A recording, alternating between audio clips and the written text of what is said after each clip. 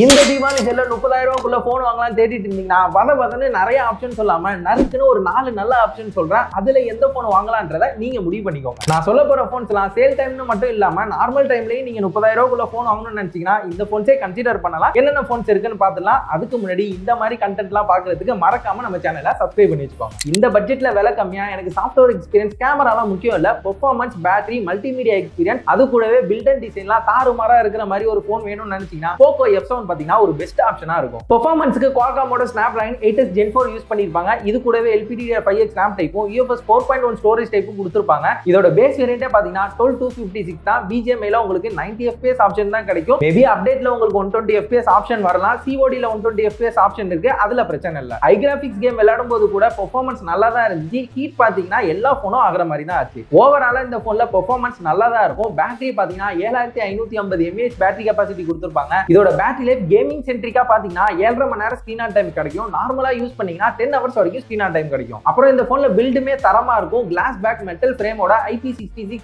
69 சப்போர்ட்டோட பில் குவாலிட்டியுமே செம்ம பிரீமியமா இருக்கும். 1.5K ரெசல்யூஷன்ல 120Hz flat AMOLED display கொடுத்திருப்பாங்க. 12 bit panel, HDR10+ support, Dolby vision எதையுமே விட்டு வைக்கல. ஸ்டீரியோ ஸ்பீக்கரோட ஓவரால் மல்டிமீடியா எக்ஸ்பீரியன்ஸ் பாத்தீங்கன்னா ரொம்பவே நல்லா இருக்கும். கேமராவுக்கு 50 MP Sony sensor, 8 MP ultra வைடோட டியூவல் கேமரா செட்டப் கொடுத்திருப்பாங்க. 20 MP செல்ஃபியும் இருக்கு. சாம்பிள்ஸ் பாத்தீங்கன்னா டீசென்ட்டா இருக்கும். 4+6 அப்டேட்ஸோட சாஃப்ட்வேர் எக்ஸ்பீரியன்ஸும் டீசென்ட்டா தான் இருக்கும். இந்த போனை நீங்க கார்டு ஆஃபர்லாம் போக 29,000 ரூபாய்க்கு வாங்க முடியும். இல்ல எனக்கு இதே ஸ்பெக்கோட கேமரா கொஞ்சம் நல்லா இருக்கும்னு நினைச்சீங்கன்னா iQOO Neo 10 பாத்தீங்கன்னா ஒரு பெஸ்ட் ஆப்ஷன். என்ன இதுல பில் குவாலிட்டி கொஞ்சம் பெட்டரா கிடைக்காது. பிளாஸ்டிக் பில்ட் தான், IP65 ரேட்டிங் தான் கிடைக்கும். மத்தபடி பெர்ஃபார்மன்ஸ் பாத்தீங்கன்னா அதே தான். Snapdragon 8s Gen 4 யூஸ் பண்ணிருப்பாங்க. இது கூடவே LPDDR5X RAM டைப்பும் UFS 4.0 storage type தான் வந்து கொடுத்திருப்பாங்க. ஆனா பேஸ் வேரியன்ட்க்கு பாத்தீங்கன்னா 3.1 தான் கொடுத்திருப்பாங்க. அதை ஸ்கிப் பண்ணிடுங்க. ஏன்னா கார்டு ஆஃபர்லாம் போக உங்களால 256GB வேரியன்ட்டே பாத்தீங்கன்னா 30,000 ரூபாய்க்கு வாங்க முடியும். இதோட பெர்ஃபார்மன்ஸ் பாத்தீங்கன்னா ஸ்டேபிளா ரொம்பவே நல்லா இருக்கும். இந்த த்ராட்ல ஆகுறது, ஹீட் ஆகுறது அந்த மாதிரிலாம் எந்த ஒரு பஞ்சாயத்துமே கிடையாது. BGMI COD லாம் 1.5 மணி நேரத்துக்கு மேல விளையாண்டுமே ஸ்டேபிளா 120 FPS கிடைச்சது. இது இல்லாம உங்க கேமிங் எக்ஸ்பீரியன்ஸ் என்ன எலிவேட் பண்றதுக்கு Q1 சிப்ல எக்ஸ்ட்ரா ஒன்னு கொடுத்து அது மூலமா உங்களால 144 FPS வரைக்கும் கேம் விளையாடுற மாதிரி கொடுத்திருப்பாங்க. இது BGMI COD மட்டும் இல்லாம கென்ஷின் இம்பாக்ட்லயுமே நல்லா ஒர்க் ஆனிச்சு. சோ உங்களால 90 FPS வரைக்குமே கென்ஷின் இம்பாக்ட்ல விளையாட முடிஞ்சது.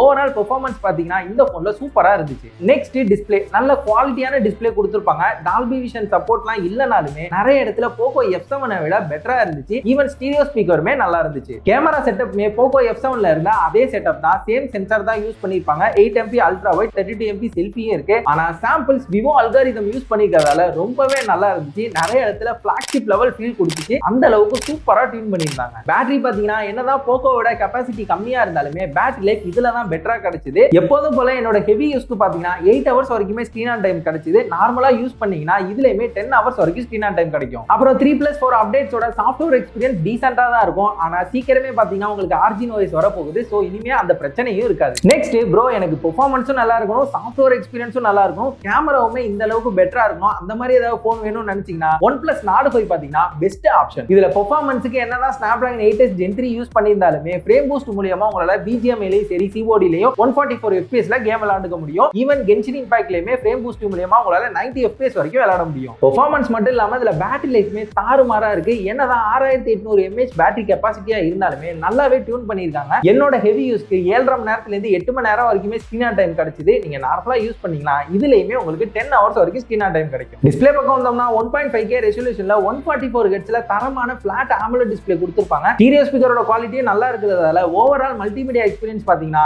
இதுலயுமே சூப்பரா இருக்கு. அப்புறம் 50 MP சோனி சென்சாரோட டியூவல் கேமரா செட்டப் கொடுத்திருக்காங்க. 50 MP செல்ஃபியும் இருக்கு. 6+6 அப்டேட்ஸோட சாஃப்ட்வேர் எக்ஸ்பீரியன்ஸுமே உங்களுக்கு இதுல பெட்டரா இருக்கும். நான் சொன்னதெல்லாம் ஓகே அப்படின்னா இந்த போனை நீங்க கார்டு ஆஃபர்லாம் போக 30,000 ரூபாய்க்கு வாங்கிக்க முடியும். இது இல்லாம பெர்ஃபார்மன்ஸ் ஓரியன்டடா இந்த பட்ஜெட்ல யாருமே கண்டுக்காத மோஸ்ட் அண்டர்ரேட்டட் போன் ஒன்னு இருக்கு, Realme GT70. பெர்ஃபார்மன்ஸ்க்கு உங்களுக்கு MediaTekோட Dimensity 8400 யூஸ் பண்ணிருப்பாங்க. இந்த பட்ஜெட்ல MediaTek ப்ராசஸர் ஓகே அப்படின்னா தாராளமா செக் பண்ணி பார்க்கலாம். Good option. ஏன்னா Realme புதுசா கிராஃபன் லேயர், வேப்பர் சேம்பர் கூலிங்க்கு நிறைய ஒர்க் பண்ணிருப்பாங்க. அது மட்டும் இல்லாம உள்ள ஏகப்பட்ட கேமிங் ஃபீச்சரையும் நிரப்பி கொடுத்திருப்பாங்க. ஓவராலா மத்த விஷயங்களுமே நல்லா தான் இருக்கும். கேமராவை தவிர செக் பண்ணி பாருங்க. அடுத்த போன்ஸுக்கு போறதுக்கு முன்னாடி இந்த மாதிரி ஆஃபர்ல இருக்கிற ப்ராடக்ட்ஸ் எல்லாம் பத்தி நீங்க மிஸ் பண்ணாம தெரிஞ்சுக்கணும் அப்படின்னா அதுக்கு தான் நம்ம டெலிகிராம் சேனல் இருக்கு. இந்த மாதிரி ஆஃபர்ல இருக்கிற ப்ராடக்ட்ஸ்லாம் நாங்க டெய்லி போஸ்ட் போட்டுட்டே இருப்போம். மறக்காம ஜாயின் பண்ணிக்கோங்க. லிங்க் டிஸ்கிரிப்ஷன்ல இருக்கு. ஃபைனலா இந்த பட்ஜெட்ல ஆல் ரவுண்டர் ஃபிளாக்ஷிப் எக்ஸ்பீரியன்ஸ் கொடுக்குற மாதிரியான போன் வேணும்னு நினைச்சீங்கன்னா சாம்சங்கோட பெஸ்ட் ஆஃபர் பிரைஸ்ல இருக்கிற S24 FE பாத்தீங்கன்னா தரமான ஆப்ஷன். உங்களுக்கு 120Hz ஃபிளாட் AMOLED டிஸ்பிளேயோட இந்த பட்ஜெட்ல தரமான டிஸ்பிளே குவாலிட்டியும் கிடைச்சிரும். அப்புறம் கிளாஸ் பேக் மெட்டல் ஃப்ரேமோட Corning Gorilla glass Victus plus IP68 ரேட்டிங்கோட பிரீமியமான பில்ட் அண்ட் டிசைனும் கிடைச்சிரும். பெர்ஃபார்மன்ஸ்க்கு Exynos 2400E ஜோக்கர் மாதிரி இருந்தாலுமே இந்த பட்ஜெட்ல குறையே சொல்ல முடியாது. BGMI and COD ரெண்டுமே நீங்க 120 FPS ல விளையாடலாம். அப்கோர்ஸ் கேமர்ஸ் யாருமே இந்த போனை கன்சிடர் பண்ண போறது இல்ல.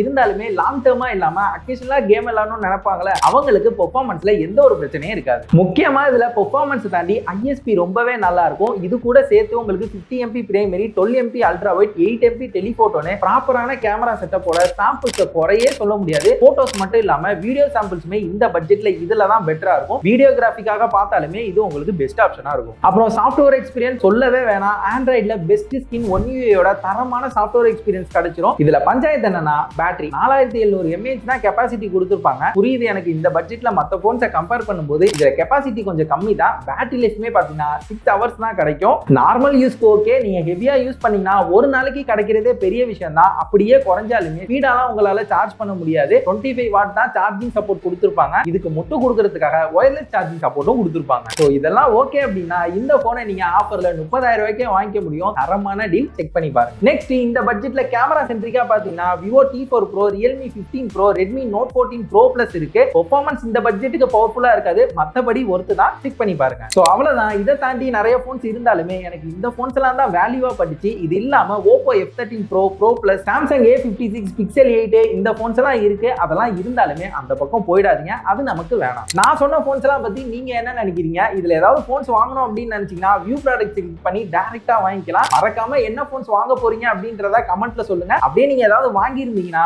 உங்களோட எக்ஸ்பீரியன்ஸ் எப்படி இருந்துச்சுன்றதையும் கமெண்ட்ல போட்டு விடுங்க. லைக் போட்டு போங்கண்ணே, லைக் போட்டு போங்கண்ணே. பாவண்ணே, லைக் போட்டு போங்கண்ணே.